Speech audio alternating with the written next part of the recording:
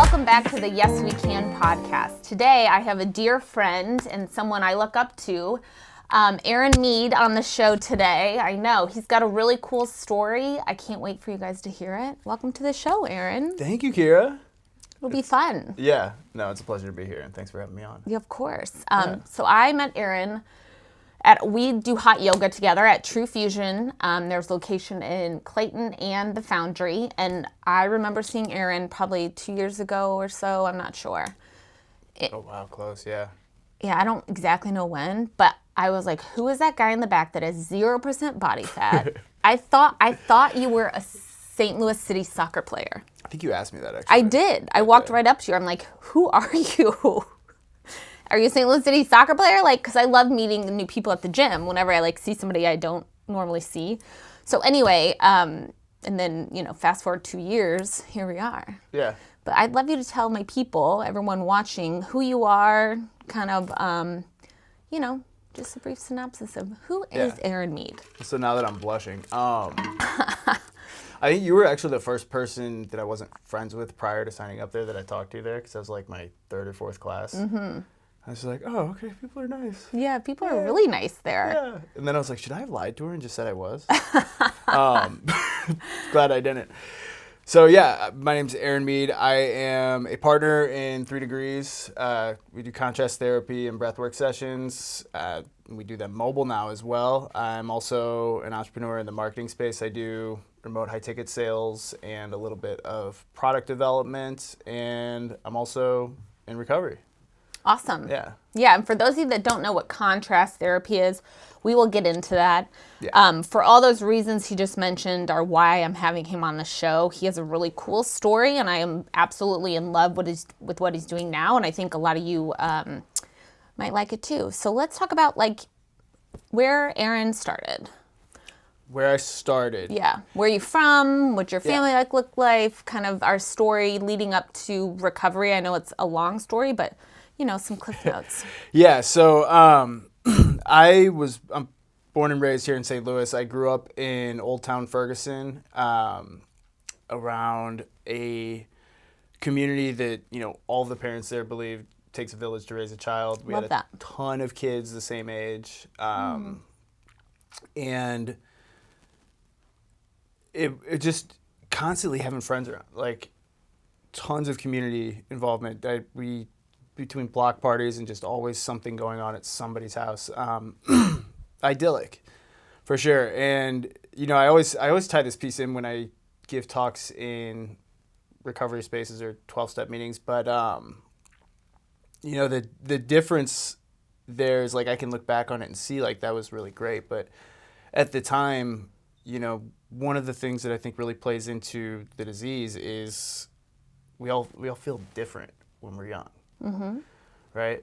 And by the disease, I mean alcoholism or addiction or whatever flavor, people listening are subscribing to. So there always seems to be this pretty profound I'm different thing that goes on with people. And I was every person feels different. I'm different than everyone else. Yeah, it's like I always describe it as everybody else was playing a game that they had the rules to, and I didn't get them for some reason. So there's this lag, right? But so I grew up there, and kind of tie that back in a little bit later. But yeah, grew up really smart. Parents divorced when I was 9, and then everything kind of changed, and now I had evidence of why I'm different, because we were the only family, and you were the only family only family that had gotten a divorce. Divorced, yeah. Which, as you know, many of you know, over 50% of marriages fail. So. You're definitely not alone. I come from a divorced family as well. I was 3, but you were 9. Okay, sorry. I'm gonna interject, no, you're good. And please. We'll piece it all together. Yeah, and so now I've got a little bit of evidence, and I was overweight, so I was the fat kid. So now I've got evidence of why I'm different. But things didn't really pick up as far as drugs and alcohol until I was 12. I was also a very fearful kid. I didn't go to a fire and brimstone church or anything like that. We went to parish school religion once a week, but I went to public schools. Okay. Somehow I had concocted this idea of this all-punishing God, right? What religion? So we grew up Catholic, right? But again, this is more my making from all accounts that I can tell. Yeah, but think about this. I grew up Catholic too, Aaron. Your parents and your community, your village shaped, Absolutely. they're your foundation. Yeah. Right? So, and again, Catholicism, many of you probably are Catholic and you know kind of what comes with that. And there are a lot of rules and regulations and a fear-based. Yeah. So on that fear-based part, it's because there was a hell. Like that was a potential outcome. Like when I was younger, if you left me alone, I could sit and ponder the idea of eternity and like try to wrap my head around it. Yeah. And then like how long that would be if you ended up in hell. Yeah. And I think that just did something a little bit later on to where I was afraid to do really any wrong. Yeah. But then I found drinking eventually. At 12? Well, I got drunk for the first time at 12. And like any other good alcoholic, blackout, throw up on myself, didn't remember it. What I did remember. The first time you drank? First time, yeah. Where'd you get the alcohol? Oh, it was a buddy's older brother's bonfire. I'm pretty sure it was like Mad Dog 2020 and something else gross. Sorry, one other question. Did your parents drink? Normally, by all accounts that I can tell. Very normally, Socially? properly, socially. Yeah. Never out of control. No, it's from what I know. In my direct bloodline, I'm like the only alcoholic. Which is contrary to popular belief that alcoholism is a family disease. Right. Because I grew up, with alcoholism in my family as well, and like I've always been super fearful of falling into that trap, right? Yeah. And I would definitely say it's still a family disease. Yeah, no, I agree, but I'm saying that's like you don't normally hear that, like. Yeah. You know what I mean? Yeah, I would definitely distinguish the family disease genetically versus us alcoholics seeming to pass on the effects of the disease to everybody around us. Right. But yeah, I mean, I suspect there's a couple maybe on my dad's side, but nobody that's like outwardly either died of alcoholism or gone, I need to get sober, right? Yeah. So where were we going? We just got way off. Sorry, alcoholism. Oh yeah, got drunk. Got drunk at 12. Yeah. So the thing that I remember though is like that I don't have the rules to this game thing was just gone. Right, all of a sudden I could connect. When you were drunk. Or when I was drunk, when you were drunk, you could let go of that. Mm-hmm. Okay. Yeah, like. So it's a coping mechanism. For sure, and I couldn't recognize it as that though at the time. Well, you're 12. Right. Well, that and all of a sudden I was funny, and like girls thought I was funny, and the guys I was afraid of, I wasn't afraid of anymore, and it turns out they were like kind of nice, Yeah. And that thing that separated me from everybody else was gone. Gone. Yeah. So I didn't get drunk again until my freshman year homecoming. Same result. Ended up blacked out, and then I woke up in like a pile of vomit in my bed. Oh, that's exciting. I made it home this time. Oh, that's a great job. Yeah. Okay. Yeah. And I remember my mom telling me, I'm not going to condemn this. I'm not going to condone it either. But you're smart, and you know what right and wrong is. So I didn't really. You're welcome to grab a drink in the middle get of this. into Don't actively. worry. I know. I was debating on whether or not to continue the train of thought. But yeah, I didn't get into drinking like actively much until college. Mm-hmm. And I think the thing that kind of kept that off was like I'd party here and there, but I got really into fitness when I was like 16. I decided I didn't want to be the fat kid anymore. I might have been 17. We are not calling anybody that's overweight fat. Right. He's just saying this is his the inner internal dialogue. Yeah. That was the decision. It's like, I don't want to be the fat kid anymore. So I read every book I could find on weight loss and Can we talk about something else exercise. right here? I'm going to stop you. Yeah. I'm sorry. So this is something that I talk to my kids about, and I think it's important to note, especially for parents out there. If you have excess weight, if we can change the verbiage around I'm fat or you're fat to I have extra fat, because you aren't fat.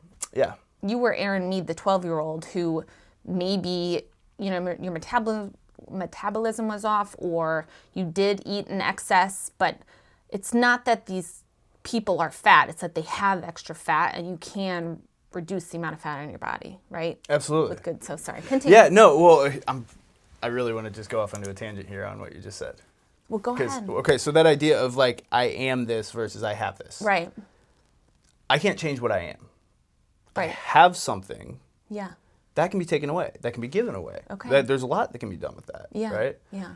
And we work a lot around that in 12-step work with, like, fear's the root of everything. Fear is the root of everything. It comes up around 12-step is AA, for those of you that don't know. Most of you probably do. Yeah, or NA, or... So Alcoholics Anonymous, or Al-Anon, or... Al-Anon. Any of the 12-step programs. What's NA? Narcotics Anonymous. Narcotics Anonymous. So for those of us that are not involved in that, I just want to explain, because not everybody knows. Totally. Yeah, and I want to make sure I don't step over the anonymity part too. Yeah, so of course. Yeah. Of course. But yeah, there's a lot of fear-based stuff around that too, and the same way we'll come in identifying with our thoughts, with our fears, with these stories that we have around it. So I love what you said. Because yeah, if I am overweight, that's what I am. I'm going to have a pretty hard time changing that ever. Yeah. But I am overweight is not the same as I am fat. Right. Right? So you're saying? Of course. Right. Both of them. Right. But either way, until there's something that shifts between I am this versus I have this, then I'm not going to be able to sustain a difference. I could lose. Interesting. Yeah. And that's, from one of the things I found, even back then, that's one of the things that a lot of people end up struggling with, is they still have this internal dialogue of, I need to lose weight. Right? And so when they look in the mirror, they continue to see, I need to lose weight. And that subconscious programming weaves its way into what they eat, how they will go about workout routines, to a million different things. But yeah, that's kind of a total tangent. No, and it's important, right? Because it's not just overdoing it with food, overdoing it with alcohol, overdoing it with the exercise. And clients come to me oftentimes and they're overweight, right? They've been eating a bunch, and what I try to help them realize is what we want to do is fuel the good cells, fuel your muscles, not focus on the bad ones. Amen. Right? Yeah. And I teach my kids, like, we want to be strong. The reason I make you eat protein at every single meal is because that fuels your muscles, right? All that extra stuff is not helping anything. So it is a choice, right? Yeah. Fueling the good or the bad. Sorry. Right. Continue. No, absolutely. Yeah, so in that same way of identifying as I don't want to be this thing anymore, then all of a sudden now I had this thing to obsess over. And I ended up losing, I think I lost like 80 or 90 pounds over the summer between sophomore and junior year? Or freshman and sophomore and junior, yeah. Yeah. But because of that, I knew drinking undoes that. Drinking undoes the productivity, okay. Yeah, so. And how did you lose all that weight? Eating better, exercise. So I got into running, muscle. I started lifting. Yeah. Started lifting. I think I had found like one of those Men's Health prescribed like workout books. Oh, yeah. Yeah. That I bought out of that, and then from there I was like, oh, there's more comprehensive things out there. So it's educating yourself on how. Okay. Yeah, educating myself on how, and then really gathering a lot of it, because I would find, okay, if I looked at something like Atkins, for instance, which I actually started with. The Atkins diet? Yeah. Okay. Yeah, the Atkins. Which is miserable for especially that young. But I found, okay, well, I can see these guys are playing off of blood sugar. Blood sugar, yes. Yeah, so they're playing off of glucose levels in the blood and how your body reacts to that when it comes to storing fat. Right. And then I'll read something from, we talked about Men's Health, so like David Zinchenko, the editor-in-chief, who came up with, I think it was called like the abs diet or something really like early 2000s cheesy like that. And he even got into, like, it wasn't so restrictive, but he played into those things. So anyway, yeah, educating yourself and finding through lines. That was like my favorite part of it was, oh, there's truths that exist and all this stuff. Anyway. So all that went out the window when I got to college, though. Because As it does a lot of people. yeah. So what happened when you went to college? So well, the first semester I was still doing pretty well. At Mizzou, At Mizzou, right? yeah. Didn't think I had a problem or anything like that. Would definitely get really, really drunk whenever there was an opportunity to. But the frequency wasn't there enough to be problematic. Then I joined a fraternity, and then all of a sudden, like, that grip that I had on not doing it.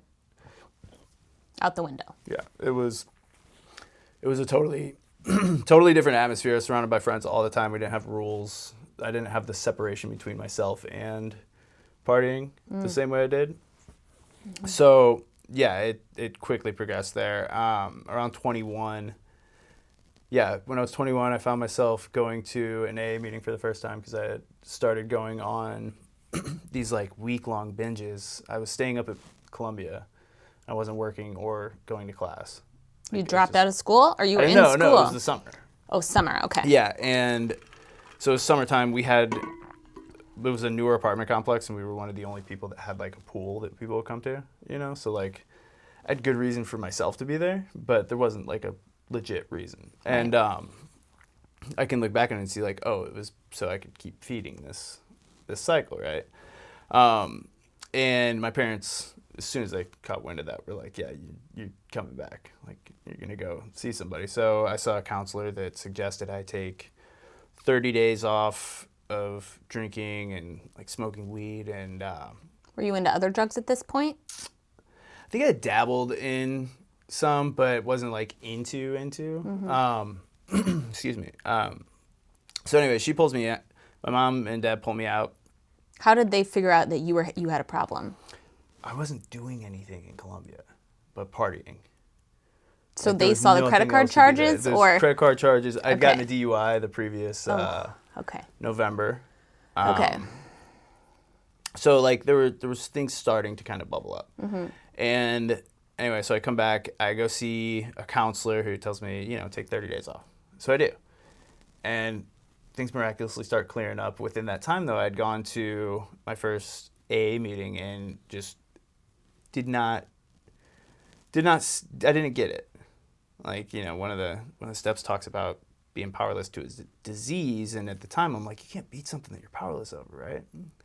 And what I came to learn later is like that's more of powerlessness in the way that, like, if you are diabetic, you're powerless to the fact that you're diabetic.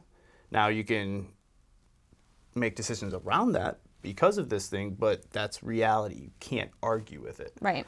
Yeah, but in my head, I'm like, that's dumb. And you guys just sit around talking about how you don't drink all day, every day. So your life still revolves around alcohol. I don't know how you don't get this. I'm out of here. And so I just stayed away for like the next 7 years. While in the back of my head, I knew, like, yeah, I've probably got an issue here. Really? Okay. Yeah, so I'd stayed sober for like 61 days, and then going out one night with my friends, because I kept going out and I wasn't drinking. But one night my buddy's like, dude, you could have like, it's embarrassing to even say, but he's like, you could have like one Four Loko. I'm like, no, man, I feel pretty good. Things are going well. He's like, dude, you could have like one though. I'm like, you're right, dude, I could have like one. And then same thing. Is that a beer? It was this like energy malt liquor, like. Sounds really I don't know healthy. that anybody actually knows what was in Four Loko. Yeah.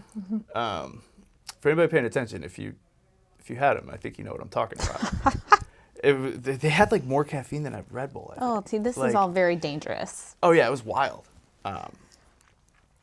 Anyway, so yeah, after that, it was just kind of this quick decline of either needing to do that or isolating, which is a big part of the disease of addiction. Alcoholism is, we come to believe that it's inherently a disconnection problem. It's a lack of connection. The opposite of addiction isn't recovery, it's connection. Okay.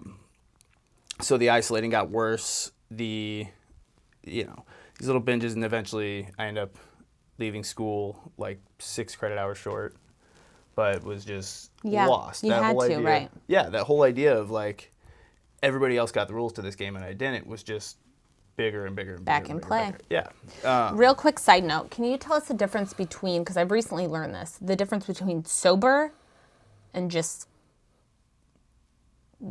not drinking, right? Like, because some people are like, Yeah. I'm sober, and like, and I always like, yeah, like my brother's sober or whatever, but there's a difference. Oh yeah. I would say so. It's my opinion. I mean, by definition, sober is sober, but colloquially, the difference between sober and what some people might call dry, Yeah.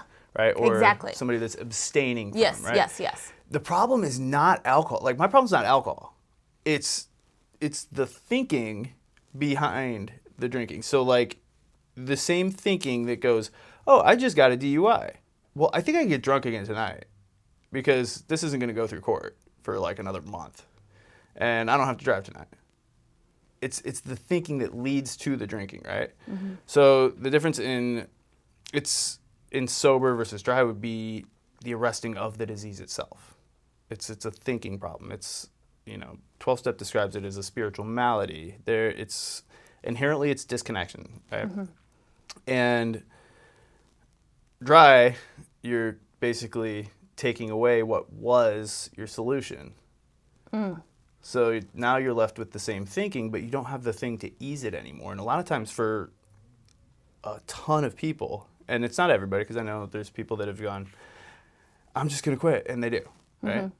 But for a lot of them, things actually get worse because now you don't have this coping mechanism. You don't have the coping mechanism. You don't have the thing that made you okay enough to go do these other things. Mm-hmm. So whether you were sad or angry or whatever, there's not that thing to a Band-Aid. Kind of, assuage it. So, great question, by the way. Thank you. Yeah. That's why they pay me to do this.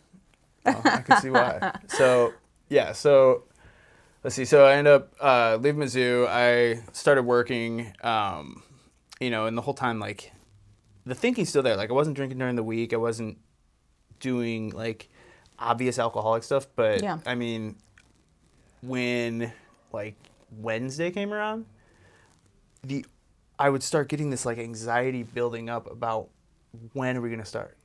When are we going to start having cocktails? Like, when are we going to start drinking on Friday? Who's going to be there? What time are we going out? Where are we going? Who's picking up coke? Because that was a thing then. Cocaine. Yeah. And if not, how am I going to get a hold of everybody so they Venmo me so that I can go grab it to make sure it's there? And then it would be binge all weekend and then rinse and repeat. Right? So the thinking, again, it's the obsession that I need this thing. Mm-hmm. Right? Like, that's what you're living for. And then I left this out earlier, but I played music from an early age. I was in bands and got to start performing pretty early on as long as I kept grades up. Mm-hmm. And that was the other thing that kind of kept me away from drinking and doing other stuff because, like, that was my outlet. And I had gotten back into music, started DJing and producing music in my early 20s and switched over to doing that full time after playing a show, which, just like the last time, as soon as those kind of guardrails were off where it's like, okay, now I don't have this 9 to 5, I don't have the usual schedule, and right. I'm also getting technically paid to drink. Yeah. Right. It got out of hand pretty quickly. So to kind of get this moving a little faster. I have a question about that. Yeah. Did your parents pull support financially at any point? Or were you starting to... Well, they didn't, because the thing was, I was still for a while very promising with this stuff. I got my second show was opening up for the Chainsmokers. Dang. Like, I got to it quick. Yeah. And I had really good people around me. Like, my buddy John was there with me in the beginning. Yeah. But then, I could see kind of where it was going. And Okay. I had a girlfriend at the time that after about, I think, 9 months to a year of things getting a little bit closer and closer to just like, what the hell are you doing? Yeah. She had talked me into just not drinking. Yeah. Good girl. I like her. Yeah. Well, so to tap into your question a couple minutes ago, I quit drinking. Yeah. Right? And all of a sudden I don't have my solution anymore. Right. But I'm still doing all these things. Right. And the thinking is still there. The problem's still there. And I'm not going back to AA because that They're doesn't silly. make sense, right? Yeah. Like they're just talking about not drinking. Right. So they're just thinking about drinking all the time. Yeah. So I quickly switched over to pills. Pills. Yeah. Prescription. Yeah. Prescription, yeah. Benzos, opiates if I was playing, because that was like the treat to go perform. And so then, benzos are like Xanax, Ativan, yeah.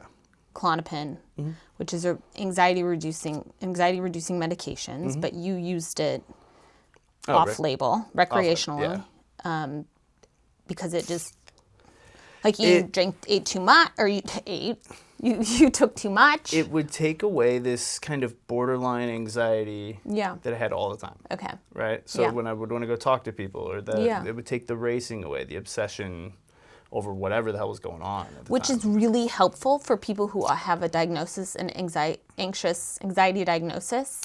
When taken properly, it does turn the volume down on the anxiety. It does. When you take the proper amount that your doctor has prescribed. For sure. Okay. And if you have a brain like mine, you take a little bit and then you're like, oh, well, if I take a little bit more. Yeah. More is better, of course. Then the volume's like way down. And now I can just play whatever I want over this. Yeah. This muted stuff that's going on in my head. Correct. So it didn't take long before I was just taking way too much of that. And, my ex-girlfriend and I ended up on a trip where I ran out of pills because we were going over to Europe for like 10 weeks.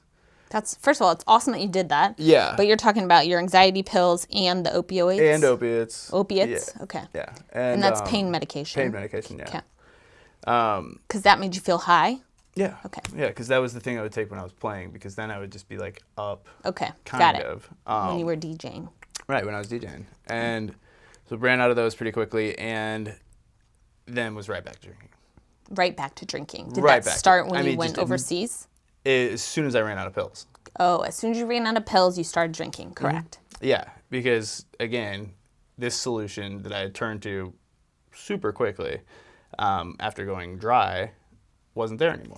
Did she know you were on prescription medications, or were you hiding that? No, she knew that. She knew. Okay. Yeah. And then, okay. Probably not the quantity. Yeah, to the extent Right. that you were. Yeah. Well, yeah, because in my head, like, I had to keep some secret, because, like, what if something happens to these? Nobody can know about, like... Right. It's something that a lot of us do. So ran out of those, back to drinking on that trip, ended up blacking out, making just total mess of myself and things there, and then have to dry out the rest of the trip because everybody's known that I hadn't been drinking for like a year and a half. So again, trying to You're good. get through things Don't timely. worry. So we get back, and now like everything's in my face. Like I know I've got kind of a pill problem here. You got to face everything because you no longer are using. I should face everything, but I don't, because I'm still using. Because as soon as we get back, then you start I using call again. and I get pills again and start drinking again, because I can get away from everybody and start sneaking drinks. So who's giving you these pills? I'm buying them from people. Like off the street? Yeah. Okay. Yeah. See, some of us have no clue. So I'm trying to we're hitting all audiences I'm here. glad you're asking these things, because I'm used to talking to people that will sort of know, like, oh, if I was taking pills, like a lot of them, then I was probably buying them somewhere. Yeah. So either people off the street or like the dark web or... The dark web. Yeah. Wow. Okay, we'll have to go to that another time. Definitely. Not a good idea. Whoever's listening, if you're thinking don't play around on the dark web. Not a good idea. You can't, or you prescription can't buy anything pills. worthwhile there. Yeah. So anyway, I get back, and it's just kind of back to mayhem again, but now I'm bummed out because I was dry for like this year and a half, which even though I was still taking pills the whole time, I still felt good about that. But now I can't stop sneaking drinks when I go out, right? And eventually the ex-girlfriend and I break up over me going on a trip and blacking out somewhere. Was this someone that you saw your life with? Like, do you look back and think she got away? At the time, for sure. It was, we'd been together since I was at Mizzou, and then, I ended up, due to the same disease, blacking out on a trip, cheating on her, coming back, and then, like, the rest of my life was unwilling to face any of it. Yeah. So it was, like, tuck tail and run away. Was she sober or? No, but she was not an Yeah. addict. Okay. So, once she was out of the picture, then it's like, oh, okay, cool. Like, all the rails are off. Yeah. And I was really sad, but I couldn't really talk about how sad I was. Right. Because, we kind of stopped developing emotionally whenever we start using and drinking, right? So I never really gained the skills to deal with reality.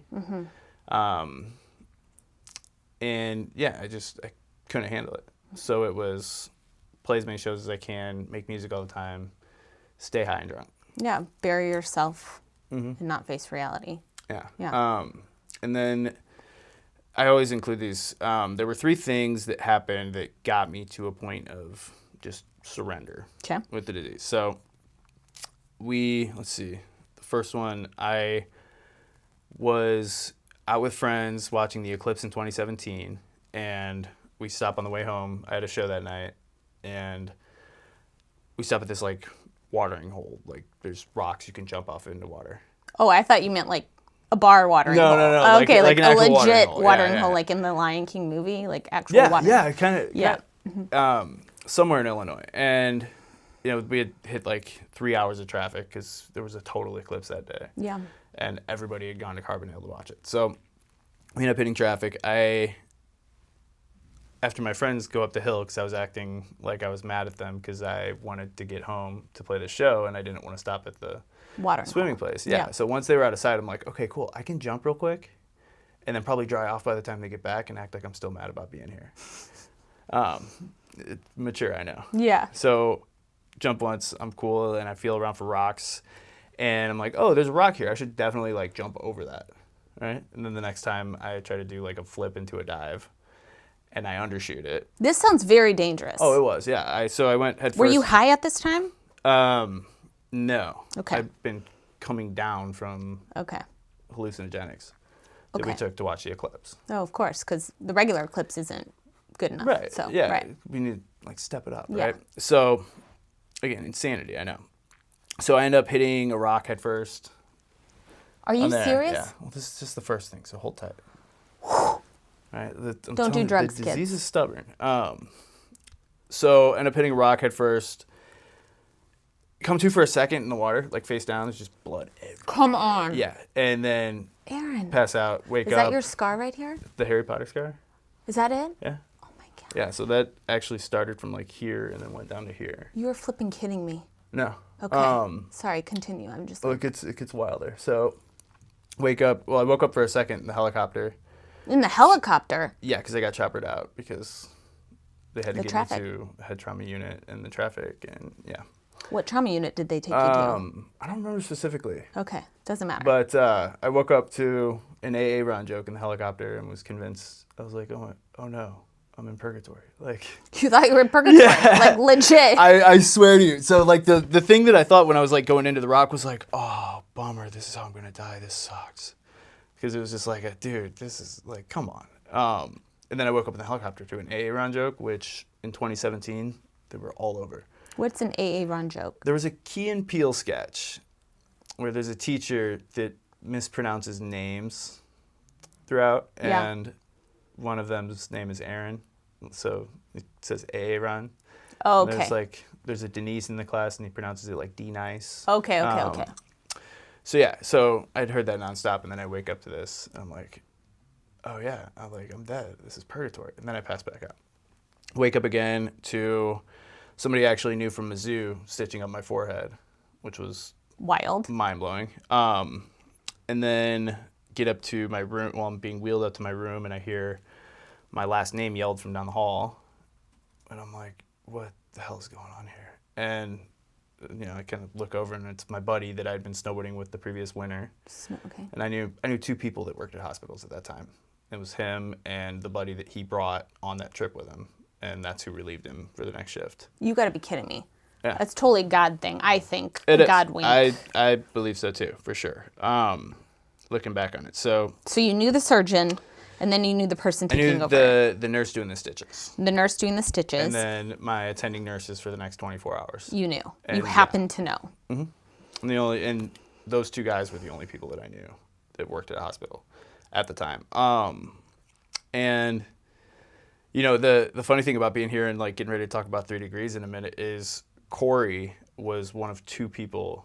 Corey, my other business partner, Yes. was one of 2 people that actually came and visited. Seriously? I didn't want anybody to come see me. Like so I ended up with a fractured skull, really bad concussion, shattered my nose, and Aaron. the people that had seen me were looking at me like, "You're not gonna be okay.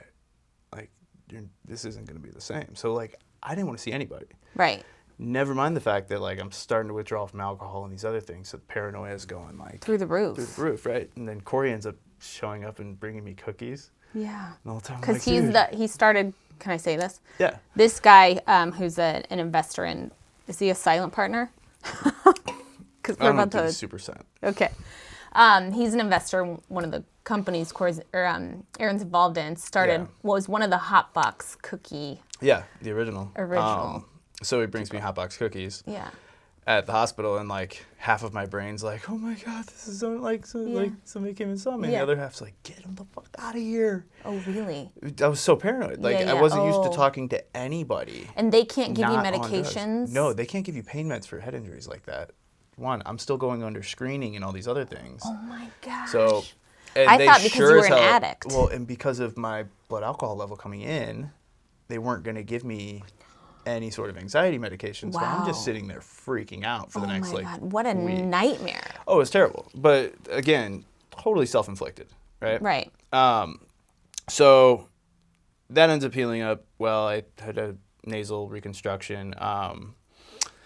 And a couple months later, I have an accident on 170 on my way home. Driving accident. Again, yeah. Were you sober?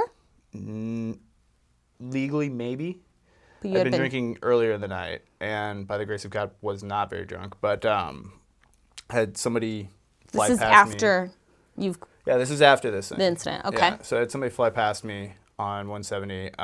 So that wasn't your rock bottom. Literal rock bottom wasn't your rock bottom. Yeah, we're still climbing up. Okay. So somebody flies past me. I'm in a rental car at the time because my Jeep had blown up due to me not taking care of a recall. So I'm like, okay, cool. I get to see how fast an Equinox can go. And I end up clipping somebody at like 112 and tumbling, I believe, 6.5 times down like a 40-foot embankment, came to upside down. Come on. Yeah, we're still going up. So Was the other person harmed? they end up okay.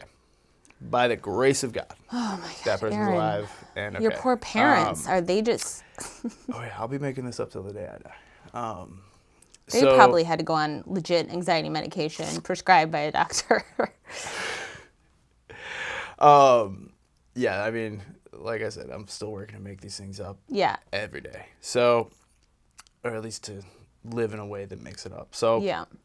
I ended up getting, I pulled from the windshield because I woke up upside down in this car, right? And again, by the grace of God, it wasn't drunk or obviously drunk, so I don't end up with the DUI, refuse a ride to the hospital. You refuse a ride to the hospital? Yeah, I've been in an ambulance because by that time I knew how much ambulance cost. Oh. Yeah. And I'm like, can you drop me off at this quick trip where I proceed to finish a bottle of Jack Daniels before my dad picks me up to take me to the hospital? So again, the disease it's the thinking that leads you to, I just survived something that A near fatal car. no doubt should have killed me.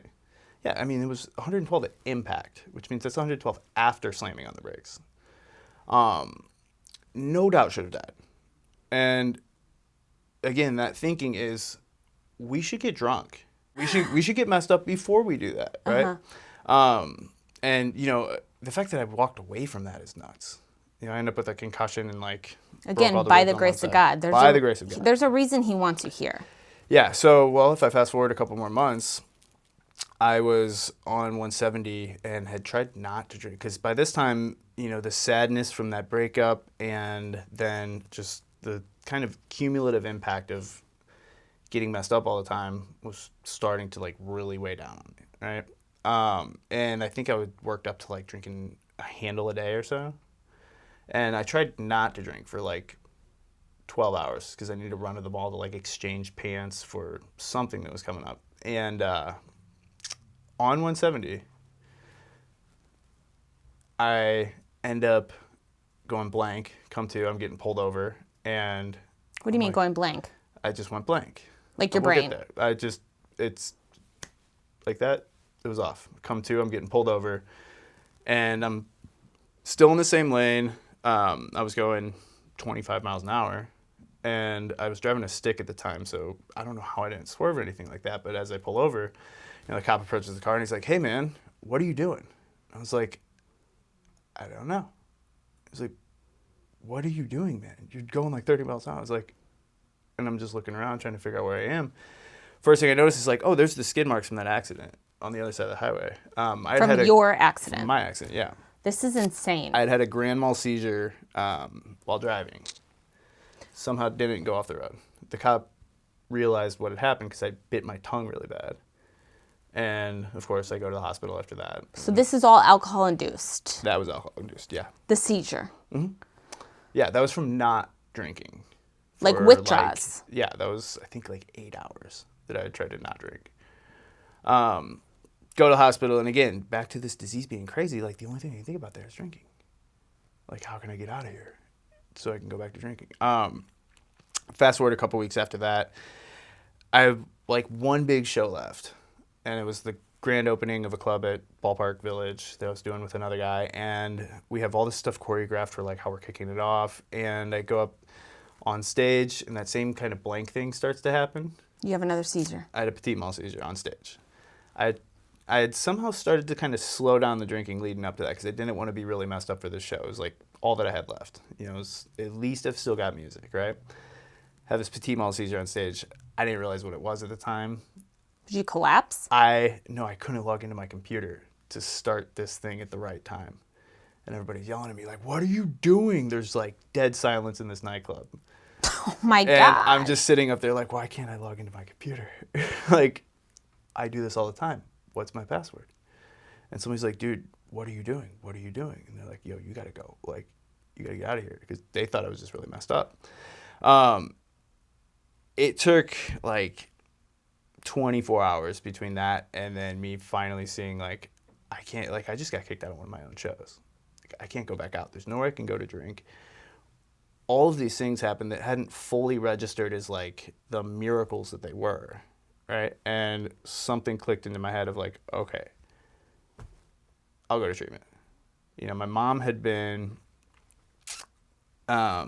suggesting it for far too long by that point. Yeah. And had worked with somebody. I'd been going to an outpatient program at ARCA, so Assisted Recovery Centers of America. They've got a couple locations here in St. Louis. One of their counselors had recommended somewhere in Florida because he told my mom, like, don't let him go in state because he's just going to have his friends bring him shit. Which, great idea on that guy's part. So, anyway, surrender to that. The problem was I couldn't get into, it was Hazelden Betty Ford that I wanted to go to. Mm-hmm. My insurance did not cover that place. And I had kind of known this, but I was like, okay, I want to go this, but like, I don't know how I'm going to get here. And it's super expensive. Yeah, once my mom had seen that I was willing to do it, she let me know my grandmother had passed away a few months before that, had left me literally just enough money to go, like to cover the trip. Totally God thing. And yeah, again, another God shot. Go there, end up getting sober for 3.5 years after that, get into a program, find, oh, this was the problem. Like, yeah, it was alcohol. Oh, you're saying like the light went off. Like, oh. Yeah. I mean, as soon as I got there, that I don't know the rules to this game thing started to disappear. That inherent disconnection that I felt. And it was like coming home for the first time, I heard other people like me talking. Right. And the guy who had recommended that place knew better than to tell me it was a kind of 12-step oriented place. Yeah. And, I didn't know that until I got there. Yeah. Once I got done checking in, they're like, okay, yeah, man, there's a meeting going on right now, so you should head over to that. And I get in, I'm like, it's one of those meetings. Oh, no. But it was more of like, okay, well, I'm here. Like, what else am I going to do? Yeah. So, yeah, I'd love to say, like, it's been great since then, but about 3.5 years after that, I stopped doing the things I was supposed to do as far as taking care of sobriety. I ended up relapsing, and it was maybe 2 weeks before I was very quickly back to like living in my dad's basement, drinking a handle a day, right back to it. And, it took this weird moment of clarity where I'd remembered that Zoom meetings were a thing.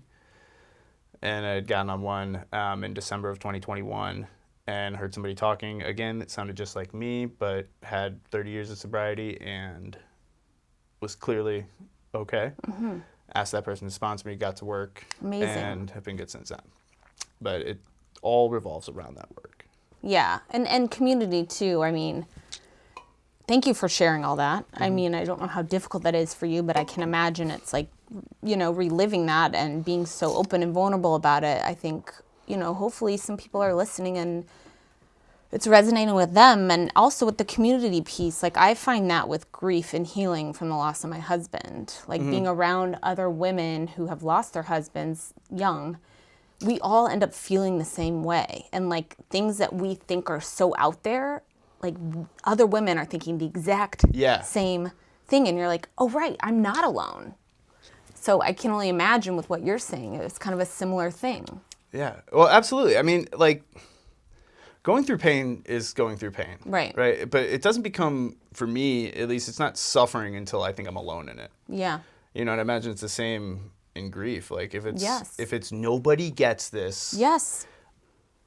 This is the ultimate worst thing that's ever happened to anybody, and it's to me, and nobody, like, then Yeah. there's nowhere to go.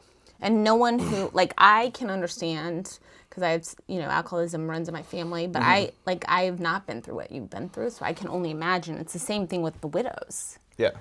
Unless you're a widow of a young person, like, no one else knows. So, and I do want to get to what you're doing now, but, I mean, thank you for sharing your story. It's really powerful. I think it sheds light on, not just he came from a loving family, right? Like, the first 9 years of your life, divorce, I don't think helps anybody. I think, yes, I shouldn't say that. I think divorce sometimes is necessary, but as a child, when your foundation is rocked, it is what it is. Yeah, well, and, I think that's kind of, I don't think that was the thing that would have led, to alcoholism or anything else like that. Right. Like, I've got a little brother who's totally functional, definitely not an alcoholic. Yeah. Successful, and from all accounts that I can tell, at least, like, very healthy emotionally. Yeah. Well, that's a great point then. But yeah, so I think it still comes back to there's just some predisposition. That's why I like, the big book in AA talks about it being this spiritual malady. Yeah. Right? And that's why I know for me, I can't seek treatments that are like medically based, because it's not a medical problem. Yeah.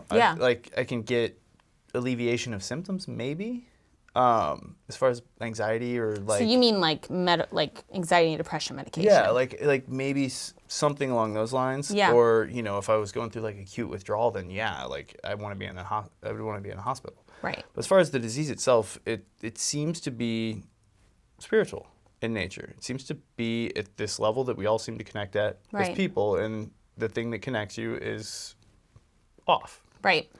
So yeah. So that leads us to, what do you do full time right now? Full time. I do remote high ticket sales and product development. Okay, you mentioned that. Yeah. How long have you been sober? I've been sober now 2 years and 9 months. Awesome. Congratulations. Thank you. And let's fast forward to Plunge 3D, or what do you guys? 3 degrees. 3 Degrees is the name of the company. Mm-hmm. What is Plunge 3D? That is our handle on Instagram. Oh, Plunge 3D is the handle on Instagram. Check it out. So again, we do hot yoga together, and I'm always like, Aaron, what's up? Like, we catch up about things. And one day you were like, yeah, like I'm starting this company with Sam, and I'm like, what? What are you talking about? And so proceed. I think I told every instructor at True about cold plunging when of I started doing it. So I'm glad Corey came up in that story. So Sam was kind of the one who started this whole thing with 3 degrees. Sam Samantha. Lander. Yeah, Samantha Lander. Samantha Lander is also in recovery. Yeah. So that's how you two connected. Well, so I had known her, but we didn't really know each other. We just kind of knew each other were. And she thought I was like some standoffish, kind of like arrogant guy, because the first time I had met her, I was in my head and didn't realize. I know now, and this is kind of a new thing, that like I come off kind of like when I'm in my head. Okay. You know? So if there's anybody out there that's like, everybody that meets me thinks I'm really this way, like, look and see if it's when you're in your head. So anyway, we weren't really like close friends or anything. Right. But she was putting on an event similar to what we do with breathwork, cold plunge, sauna, that she had invited my friend Ben to. Okay. Ben tells me about it, and I'm like, yeah, I want to do that, because I had started cold plunging 6 months before. Because let's make a note here. Cold plunging. Can you talk? Should we go into cold plunging and the benefits? Let's get into that right after this. Okay, so Sam Lander. Lander? Why Yeah. do I mess up last names like it's so bad? So she was already doing breath work, She was putting on events. putting on events with breath work, cold plunging, and sauna. Okay, at her house, right? No, this was at a gym. She had partnered Okay. with another company to Okay. do events through them. Okay. And was having one last November, and invited my friend Ben. My friend Ben tells me about it because he knows that I'm into cold plunging, Yes. and then I'd been interested in breath work because he knew I'm really into meditation, and I say, yeah, I want to go, and then Ben bails, and I end up calling Corey to see if he would hot want to box go with guy. me. Yeah. So I end up calling Corey, and Corey says yes. I knew he was getting into a lot of things to promote not just general wellness, but like, from what I can tell, wanting to thrive in life. Totally. Can I time out here? I'm sorry, lots of timeouts today. Hot boxing is a term that people use when smoking weed, correct? Correct. Is he sober? Or is he Corey's not sober. not sober? No. Is he really into weed? Is that what Corey's actually an entrepreneur in the cannabis space industry. Yeah. So that is the intention of hot box cookies? Hot box cookies back then, yeah. Originated. He has since sold out of that. Okay, but hot box is what I'm thinking it is. Yeah. Okay. Yeah. Just clarify. I might get corrected on this, but that I believe that name started as a joke in our Well, fraternity no matter house. what, we're saying hot box cookies like Yeah. 1,000 times, so he'll like it anyway. Yeah, let's hope. But now he's with Feel State, so if we could say that. Okay, great. So I bring Corey. Corey, we had a blast at the event. Let me say that first. The breathwork cold plunge Breathwork, sauna cold event, plunge you had a sauna. blast with Corey. With Corey Okay. and with Sam there. I didn't realize that breathwork was what it was. Mm-hmm. I had heard about it. I'd heard people, one of my friends had told me about doing this type of breathwork, that he had this experience that was somewhere between like MDMA and psilocybin, but like times 100. And Those are drugs, by those the way. are, yeah. Psychedelics. Psychedelic drugs. Yeah. But, you know, the way that he talked about it, he's like, no, but it was crazy because it was this endogenous event. Was this person, is Done- this person sober? Yeah, that person Okay. is. And he had told me about that a couple months before, so that was kind of in the back of my head of like, Right. I wonder if this is anything like that. Right. And I go and try this thing, and immediately end up with relief from The just breath kind work. of, just from daily stress. I'd gotten up and realized that I'd been crying throughout like the second half of the breath work. Oh. And at Which this, happens. yeah, it does, especially with guys. There's a lot of anything Pent up. that we repress or like really kind of keep in, it can come out in breath work. So I was kind of stoked about that, and then cold plunging and sauna together. Of course, I'd done those. You had done those. I had done those. Because a lot of people have not done that. Right. And this is where, because I want to segue into kind of benefits of these things. Yes. So it was the combination of the three of them, though. I noticed like, oh, I'm noticing this for the following week.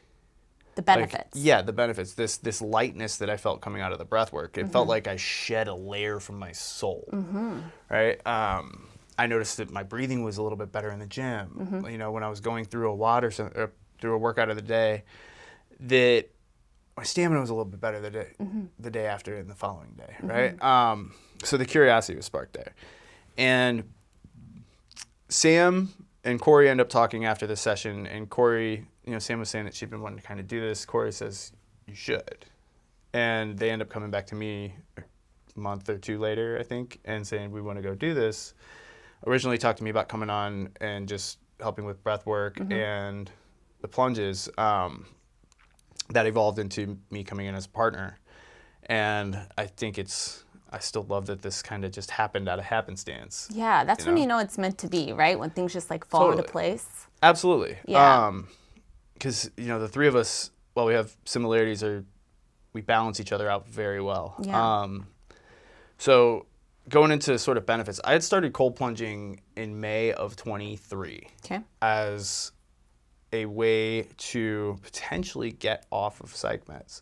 Psych meds meaning antidepressant. It was actually, anti-anxiety medications. And I had thought that cold plunging was just like this fad that was going to die. I'd seen people doing it on Instagram. I thought it was stupid. I hate the cold. Hate the cold. Hate it. Cold sucks. Cold sucks. Yeah.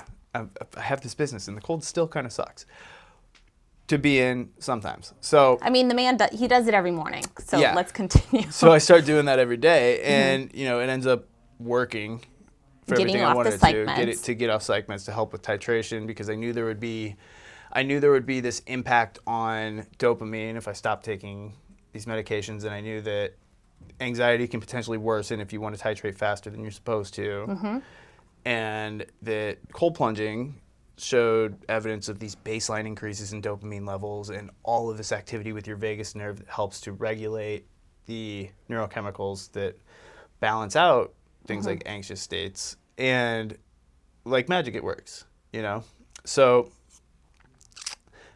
again, I totally forgot we were going to go into benefits there. Yeah, the benefits of cold plunging. So cold plunging itself, outside of that, once there's all these positive cognitive pieces, and we were just talking about hating the cold. And one of them is because the cold actually sucks so much to get into. Right. That's why we end up getting this dopamine reward for doing it. But the other benefits will range from the anxiety relief stuff, to inflammation regulation. Okay. There's these things that will generate called cold shock proteins that sort of recalibrate the markers that our body uses to say, hey, send a whole bunch of stuff here because we've got a micro injury, we've got a real injury, right? So these inflammation, right? Yeah, inflammation. So these little cold shock proteins are one of the things that helps to re-regulate that. So if you're somebody that gets really bad arthritis in your hands or something, then doing something like cold plunging can actually help reduce that chronic inflammation.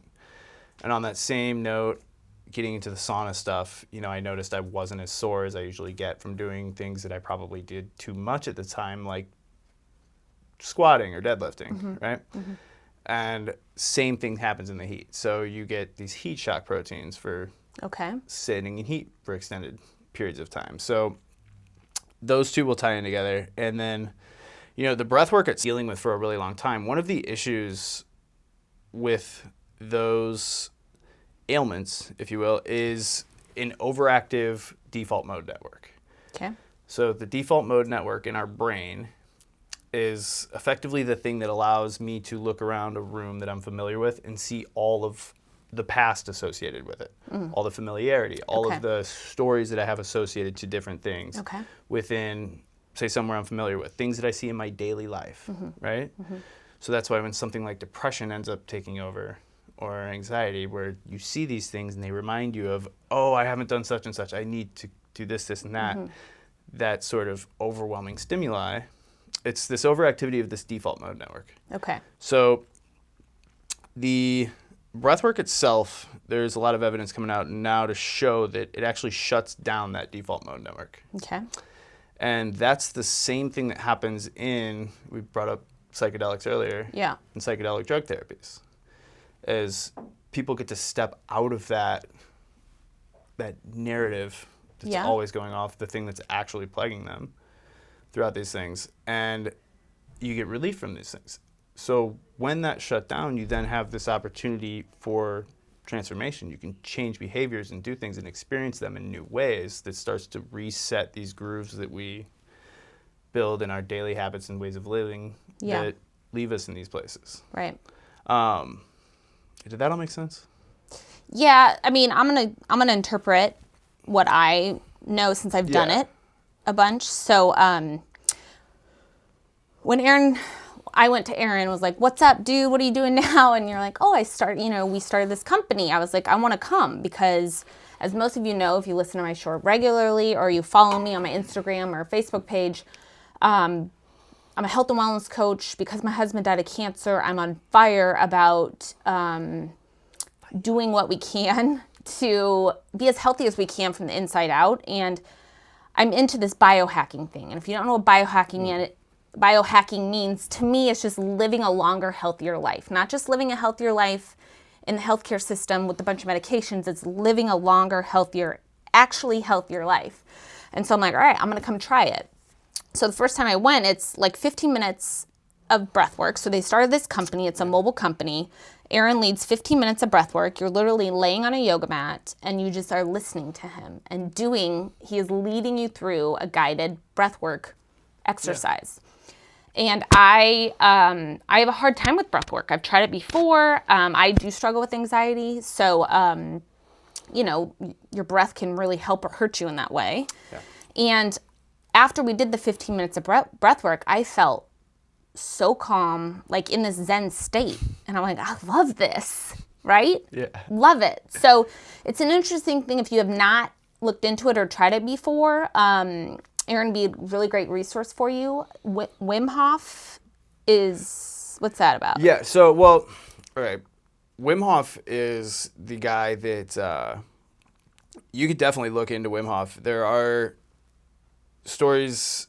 I know there's been some controversy around him now because there have been some people that have gotten hurt following what they're calling the Wim Hof method.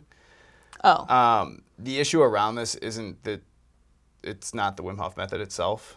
It's that people are kind of following it incorrectly. Okay. So do breath work that is certified. Someone is certified. Yeah. So I would say, if you end up going into the Wim Hof rabbit hole, which I am not telling you to do, but I say if you do follow that method, which I think is brilliant because we're analogous to it, I would say, make sure you do the breath holds.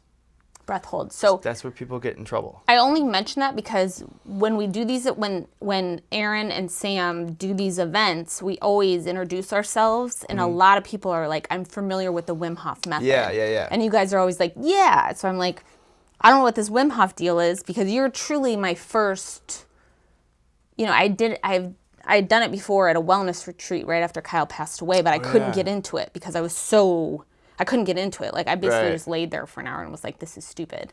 But after doing it with you, I understand. And even this last time that I went, I was really anxious. My hormones were all off, like really anxious. And after doing the breath work, I felt like way more chill. Clearly, something had happened during those 15 minutes. So that's the breath work. You guys, please do your own research. Reach out to Aaron if you have questions about that. And then we'll go over the cold plunging and the sauna briefly because we're kind of, Yeah. I would say I think we're... Don't worry about the time, but we're a little long-winded. And it's my fault. So cold plunging. Yeah. Benefits of cold plunging, essentially, in layman terms. Yeah, let me just say about the Wim Hof thing. I do support that guy. And if you want to read his books and check that stuff out, by all means. But you just have to do it properly with the trained. Just do it right because we wouldn't be talking about this without that guy popularizing it the way that we are. Okay. So cold plunging. I mean, it depends on, that's why I like starting both like in the sessions with the breath work, but when we talk about it, starting with the breath work, because that's the place that I believe we really differentiate ourselves as 3 degrees. But also, with the cold plunging, there's so much intentionality that you can actually apply to doing these sessions. Yeah. That if you're somebody if you want to go in for something like pain relief or inflammation relief, then you are going to get results from all 3 of the modalities. Right. There's evidence that shows that like those breath holds and the hypoxic states that we create during the breath work actually generates stem cell growth to reduction in inflammation, which carries on into the cold plunging. So you can think about, if we're going to look at it from the lens of reducing inflammation or pain, and that's one of the reasons you're interested in the cold plunge. In layman's terms, what's happening is sort of a reset in the systems that control how inflamed your body gets. And also in basically the triggers that tell your brain, I'm in pain, right? So that, as far as the cold plunge goes in that area, if you're looking at the cognitive benefits, increases in baseline dopamine levels, general mood boosts, anxiety reduction to, I always coach people in counting when they're in. You've done it plenty of times with me. One of the reasons I'm so adamant about people counting their breath when they are in the plunge is because you're training your brain to think under a stressful situation, which does carry over into the real world. The sauna, again, with inflammation, sort of that similar recalibration of the things that tell your body when to inflame or when to sense pain. The sauna, you can also think about like stationary cardio because your heart rate's gonna go up and you're not doing anything but hanging out. Right. And then, as far as all three of them go, there's not a ton. I can't send anybody yet to like look at this specific data set from this researcher, but from what we've gathered, both from talking to people that do it, to people that have done our sessions, to our own experiences, to looking at the available science out there, is the thing that happens within the sessions is with the breath work, there's sort of that shedding, that reset, that like a lot of people say it's kind of like waking up from a really, really, really long nap when you come out of it. Yeah. It's a state shift. We can say like for a sure. mental state shift. A mental state shift, we can say for sure. And I can vouch for that because I've probably done it 10 times now. When I'm into something, I'm really into something. And when you presented this idea to me, again, I've tried it at Savannah, the wellness retreat, which, little plug here, I am doing a healing retreat at Savannah in October. If any of you ladies out there want to come, it'll be a lot of widows and newly divorced women and people that just want to do some healing. So I am taking people out there in Arizona. If you're interested, please DM me. I tried it at Savannah and hated every second of it. Yeah. But with you, I was able to do the breath work. And also, I love community. I love being around people and hearing people's stories. And there's always connection. And then here in St. Louis, for those of you not in St. Louis, the degree of separation in this town is like none. I mean, everybody knows everybody through somebody's uncle, brother, cousin, dentist. So the community is amazing. And then walking us through box breathing when you're getting into the cold plunge, because how he explained it to me was it's the choice to get into that cold bath. That makes the difference? That makes the difference. Yeah, totally. So all three of the modalities work off of each other. So like what you're doing in the cold plunge amplifies the benefits that you get out of the breath work. What you do in the sauna amplifies the cold plunge. And the fact that you do all of these things willingly or deliberately, that's why if you're watching this and you've ever gotten stuck in the cold, or like stuck on a ski lift, or stuck outside of your car during a snowstorm, you're like, why didn't I feel really good after that? So the same initial things will happen in our brains. Your body will kick up all of this adrenaline in the brain and in the body, right? Right. And that's part of our survival mechanisms as human beings. Right. We're fight or flight. Exactly. We go into this sympathetic, ready to do something that'll keep us alive state. Because you're doing this willingly, there is a downstream dopamine benefit. So it's the same mechanisms that work in a runner's high. Because you push through these mental walls, you're then rewarded with something to fuel that pursuit, which is dopamine, right? Now, in the not so deliberate sense where you're stuck in the cold, you're rewarded with cortisol, which is why a lot of times you'll end up getting sick. Yeah, with stress, with physical and mental stress. That makes sense. Yeah, and then you can end up getting sick from it. So that does actually still happen in the sauna as well. It's just not as large because the stimulus isn't as abrasive. Yeah, I was gonna say as cold overbearing, water. but yeah. Yeah. Yeah, it's not as like in your face. Right. You don't have quite the same like, Right. and that's like the nice version of it. Yeah. So, yeah, it is literally a mindset type thing, which is, again, going back to intention. Whatever your intent is in this stuff, it's available. And you'll probably get some of the other things too. But from what we can tell, we haven't had anybody that doesn't work with. So yeah, totally. And once you get in there, Aaron's walking you through the breath work, you just focus. I close my eyes and like literally get into like a meditative state and do the box breathing. And now I would stay as long as they let me, but they do 3 minutes. But I always do another round. I'm like, hey, can I do another round? And now I'm doing I do it a few times a week in my house. And I would do it every day if I had a big freezer.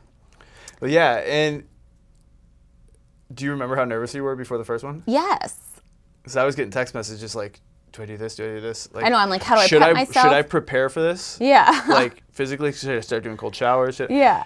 I bring that up because like I was freaked out before the first time. Totally. And if there's anybody that's thinking about doing it, like, yeah, we'd love to have you with us. But like if you're thinking about doing it in general for the mental health benefits or for the physical benefits, I bring this up to encourage you is like, because you don't want to do it, because it's hard, because of whatever is making up the wall of resistance in your head between you and getting in a tub full of ice water, however big that wall is, the greater the reward on the other side. Like literally there's data that shows that.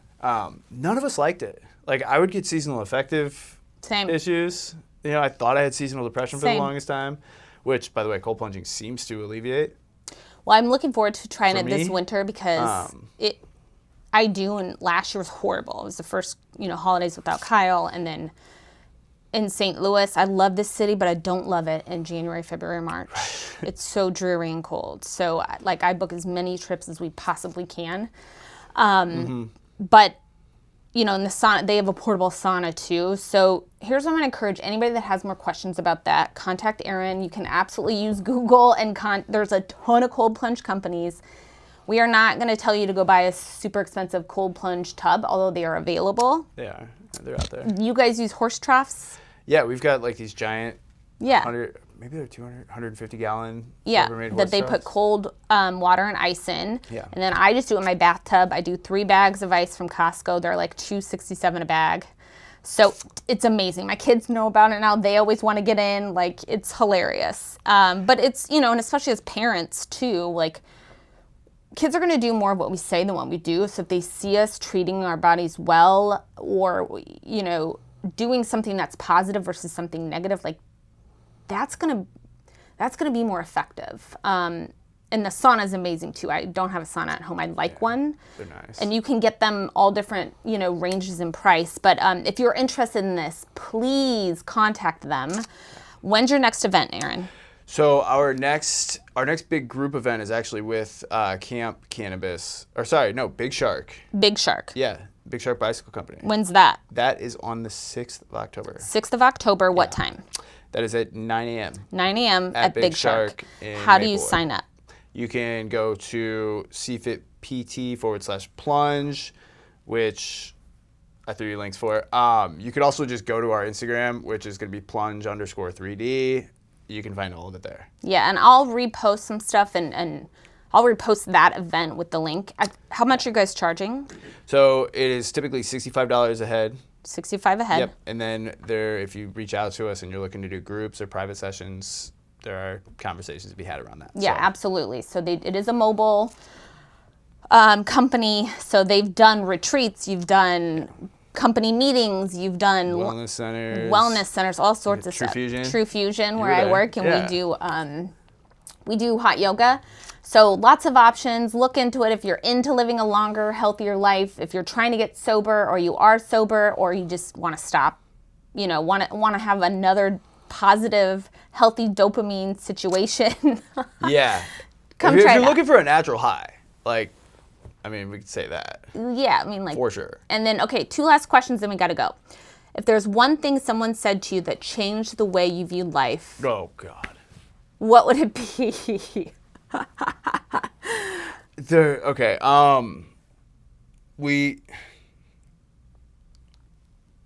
We don't see things as we are. We see things as we are. We don't see things as we are. We don't see things as they are. Oh, we as don't people. see yeah, things as people, as we they do are. not see the world as it is. We see it as we are. Okay.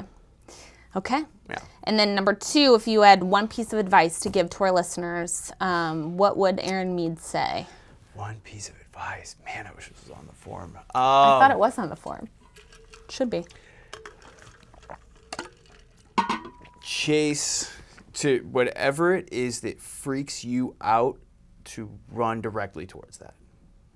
Love that. Yeah. Awesome. Use that as your barometer of what you should be up to. I love Whatever that. you're resisting, that way. Aaron, thank you so much for coming on, being so open and vulnerable. Thank you for, being an entrepreneur and putting your heart and soul in with Sam and Corey to provide this mobile company. It's so amazing. I mean, if you guys haven't been and you're into health and wellness, or you want to get into health and wellness, please come to an event. Message me. Maybe I'll come with you if I can get a sitter or bring my kids along. I love it. Yeah. So thank you guys so much for listening today to the Yes We Can podcast. Again, Aaron Mead, send him a DM if you have questions. Hopefully you have a good rest of your day, and we'll see you soon. Hey y'all, if you're interested in what we talked about today, specifically the cold plunging at home, I have an Amazon storefront we'll link below where you can go and look at all the things I suggest to do your own cold plunge in your bathtub.